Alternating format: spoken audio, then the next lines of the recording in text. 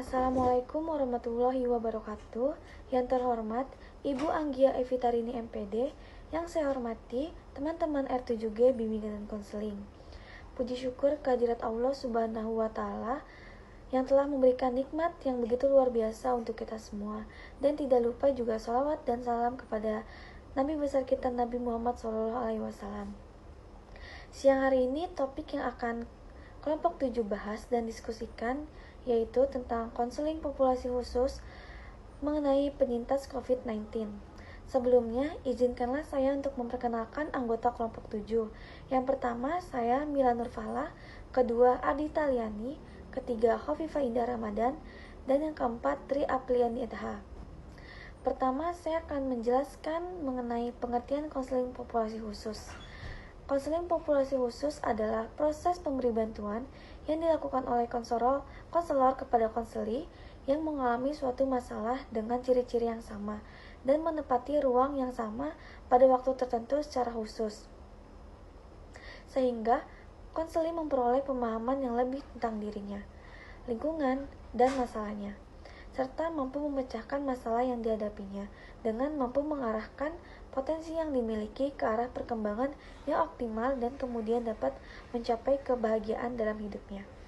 Selanjutnya, tujuan konseling populasi khusus. Yang pertama, tujuan umum. Tujuan di sini untuk membantu konseli dalam mencapai suatu kondisi yang normal dari suatu perilaku yang negatif dan mengembalikan diri seseorang dari jiwa yang tertekan menjadi jiwa yang sehat dalam menjalani kehidupan dalam bermasyarakat maupun menjalani proses pembelajaran. Yang kedua, tujuan khusus. Yang pertama itu dapat menghilangkan pandangan negatif tentang sesuatu hal. Yang kedua, kemampuan berpikir secara rasional. Yang ketiga, menumbuhkan cara percaya diri.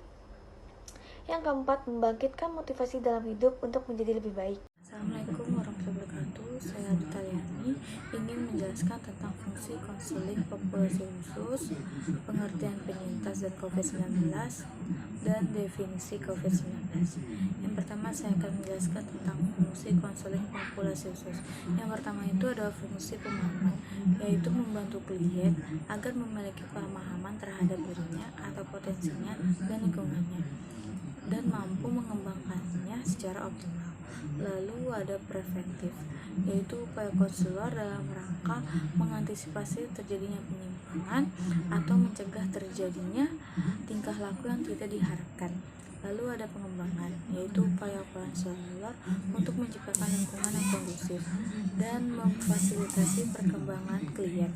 Lalu yang terakhir ada perbaikan, yaitu upaya konselor dalam rangka membantu klien yang telah mengalami masalah. Contohnya itu adalah traumatik, rehabilitas, dan yang lain-lainnya. Selanjutnya ada pengertian penyintas dan COVID-penyintas. Yang dimaksudkan sebagai penyintas dalam bahasa Inggris adalah survivor atau orang yang dapat bertahan hidup. Kata ini muncul untuk menyebut mereka yang bisa bertahan dan selamat dari bencana yang muncul. Asal katanya dari sintas, mendapat tambahan menjadi penyintas yang bermakna orang yang selamat dan bisa bertahan hidup dari bencana. Lalu penyintas COVID adalah orang yang mampu bertahan hidup melawan COVID-19, atau dalam arti lain, penyintas COVID bisa disebut juga orang yang sudah sembuh dari infeksi virus COVID-19. Selanjutnya ada definisi COVID-19. WHO menetapkan tentang virus corona atau yang bisa disebut dengan COVID-19 yang menjadi pandemi karena virus ini telah menyebar ke berbagai negara, bahkan sudah mendunia. WHO mengartikan pandemi sebagai satu kondisi populasi pada dunia dan berpotensi menjadikan jatuh dan sakit. Pandemi sendiri adalah wabah yang berjangkit secara bersamaan di mana-mana yang menyebar luas. Pandemi sendiri adalah wabah yang terjangkit secara bersamaan di mana-mana yang menyebar luas. Pandemi COVID-19 ini juga berdampak dari berbagai sektor kehidupan seperti ekonomi, sosial, dan juga pendidikan. Organisasi Pendidikan, Keilmuan, dan Kebudayaan Perserikatan Bangsa-Bangsa atau United Educational, Scientific, and Cultural Organization atau UNESCO pada hari Kamis 5 Maret tahun 2020 menyatakan bahwa wabah COVID-19 ini telah berdampak pada dunia pendidikan. Menurut Hendra Irawan, tahun 2020. Assalamualaikum warahmatullahi wabarakatuh. Saya Kofifa Indah Ramadan melanjutkan presentasi sebelumnya, yaitu pembahasan tentang penyebab COVID-19. Jadi COVID-19 ini awalnya diturunkan dari hewan ke manusia. Dan diketahui bahwa infeksi ini juga bisa menular dari manusia ke manusia. Penularannya bisa melalui cara-cara berikut ini. Pertama, yaitu tidak sengaja menghirup percikan ludah yang keluar saat pandemi ini, seperti bersin atau batuk-batuk. Kemudian ada memegang mulut, hidung, atau mata tanpa mencuci tangan terlebih dahulu setelah menyentuh benda yang terkena penderita COVID-19, misalnya seperti tiang listrik, gagang pintu, gerbang, dan lain-lain. Selanjutnya ada kontak jarak dekat kurang dari 2 meter dengan penderita COVID-19 tanpa mengenakan masker. Nah, kemudian CDC dan WHO juga menyatakan bahwa COVID-19 bisa menular melalui zat di udara. Penularan ini juga bisa lebih mudah terjadi di tengahnya awak ramai, khususnya di dalam ruang yang tertutup. Selanjutnya saya akan menjelaskan mengenai faktor dari COVID-19 ini. Jadi COVID-19 ini kan virusnya dapat menyebar ke siapa saja dan dampaknya akan sangat berkali-kali lipat membahayakan jika menyebar ke orang lanjut usia, wanita hamil, perokok, kemudian penderita penyakit tertentu, dan orang yang daya tahan tubuhnya lemah. Karena mudah menular, jadi penyakit ini juga bisa beresiko tinggi menginfeksi para tenaga medis. Maka dari itu tenaga medis mengenakan pakaian yang dapat melindunginya dan mampu merawat pasien COVID-19 supaya lekas sembuh. Oleh karena itu, tenaga medis berbondong-bondong melindungi diri supaya warga yang terkena COVID-19 cepat sembuh dan penyebarannya pun tidak terlalu berlarut-larut. Selanjutnya saya akan membahas tentang gejala COVID-19 nih. Nah, biasanya secara umum gejala COVID-19 itu ada 3, yaitu demam, batuk kering, dan sesak napas. Kemudian ada juga yang jarang terjadi, namun ini bisa dijadikan sebagai ciri-ciri orang yang terkena COVID, yaitu mudah lelah, nyeri otot, nyeri dada, sakit tenggorokan, sakit kepala, mual atau muntah, diare, pilek atau hidung tersumbat, menggigil, bersin-bersin, hilangnya kemampuan mengecap rasa, dan hilangnya kemampuan mencium bau. Selain gejala di atas, ada beberapa gejala lain yang jarang pula terjadi, tapi juga bisa muncul pada mereka yang terkena virus COVID-19. Ada juga yang bahkan tidak memiliki ciri-ciri khusus, namun dia juga bisa jadi terkena COVID-19. Nah, kita masuk di bab diagnosis COVID-19. Di sini dokter biasanya akan menanyakan gejala yang dialami oleh pasien. Nah, sebelumnya dokter akan menanyakan dulu nih, sebelumnya ada riwayat perjalanan kemana si pasien tersebut.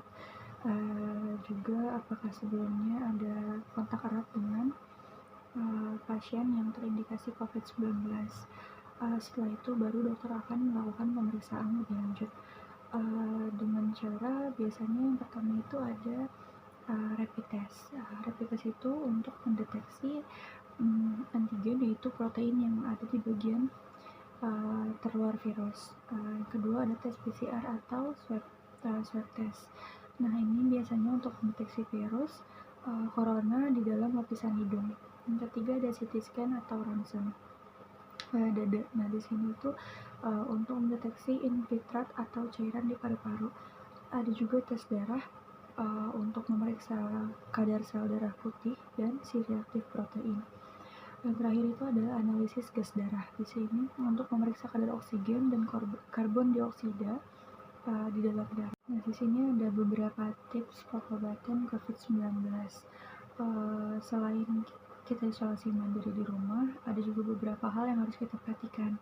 Yang pertama itu kita harus selalu gunakan masker saat berinteraksi dengan anggota keluarga. Yang kedua, kita jangan lupa juga cuci tangan dengan air mengalir dan juga menggunakan hand sanitizer. Yang ketiga, kita harus terapkan etika batuk. Yang keempat, ukur suhu tubuh minimal 2 kali dalam sehari, pagi dan malam. Yang kelima, banyak minum air putih untuk menjaga kadar cairan tubuh atau imun. Yang keenam, istirahat yang cukup untuk mempercepat proses penyembuhan. Yang ketujuh, jangan lupa juga konsumsi obat pereda batuk, demam, dan nyeri setelah berkonsultasi dengan dokter. Yang terakhir, kita harus juga perhatikan gejala-gejala yang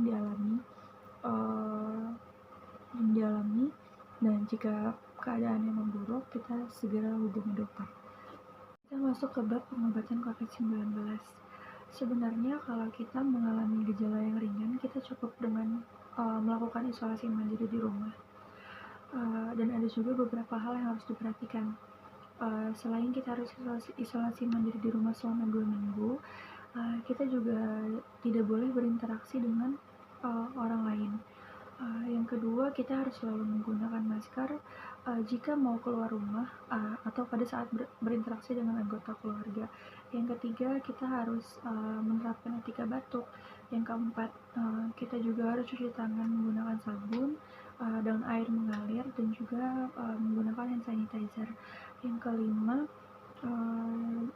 jangan lupa juga kita mengecek suhu tubuh minimal 2 kali sehari, pagi dan malam. Yang keenam, perbanyak minum air putih untuk menjaga daya tahan tubuh.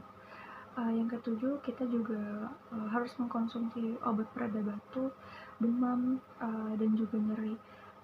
Yang terakhir, kita juga harus mengecek keadaan kita secara berkala, dan jika mengalami gejala yang lebih berat, segera langsung konsultasikan ke dokter. Ada pula layanan-layanan bimbingan yang tepat guna menangani pasien COVID-19, yaitu yang pertama, layanan konseling individu. Layanan konseling individu ini merupakan salah satu layanan konseling yang diselenggarakan oleh seorang konselor terhadap klien dalam rangka pengentasan masalah pribadi klien. Dalam hal ini, klien yang dimaksud itu adalah penyintas COVID-19. Nah, layanan ini dilakukan untuk mengentaskan masalah psikologis klien. Melalui layanan ini, klien akan dibantu untuk terus dapat menerima diri dan mudah membaurkan diri di lingkungan, tidak merasa tersingkirkan di lingkungan klien. Nah, yang kedua itu adalah layanan informasi. Layanan informasi itu adalah kegiatan memberikan pemahaman diri konselor dari klien kepada sekitar tentang pengalaman klien, untuk memberikan pemahaman bahwa virus yang tengah mewabah ini janganlah dijadikan beban pikiran, namun juga jangan disepelekan. Yang ketiga adalah layanan psikososial. Nah, layanan ini itu adalah merupakan layanan untuk menjaga kesehatan jiwa dan mental baik siswa maupun masyarakat pada umumnya. Layanan psikososial ini, program dukungan, merupakan kegiatan yang bertujuan untuk menguatkan kesejahteraan psikososial individu maupun siswa dan masyarakat pada umumnya agar tetap berfungsi optimal pada saat mengalami masa-masa krisis dalam situasi bencana atau kecelakaan. Nah, maka dari itu guru BK harus melakukan layanan psikososial ini. Layanan psikososial ini dilaksanakan dalam beberapa tahapan, yaitu tahapan pertama, rapid assessment, kaji cepat kepada sasaran atau penyintas yang kehilangan anggota keluarga saat terjadi bencana, penyintas yang mengalami luka berat, penyintas yang rumahnya hancur atau rusak berat, orang dewasa, ibu hamil, dan juga penyandang disabilitas. Cukup sekian pemaparan hasil observasi dan wawancara dari kelompok 7. Kurang lebihnya mohon maaf. Wabillahi taufiq wal hidayah. Wassalamualaikum warahmatullahi wabarakatuh.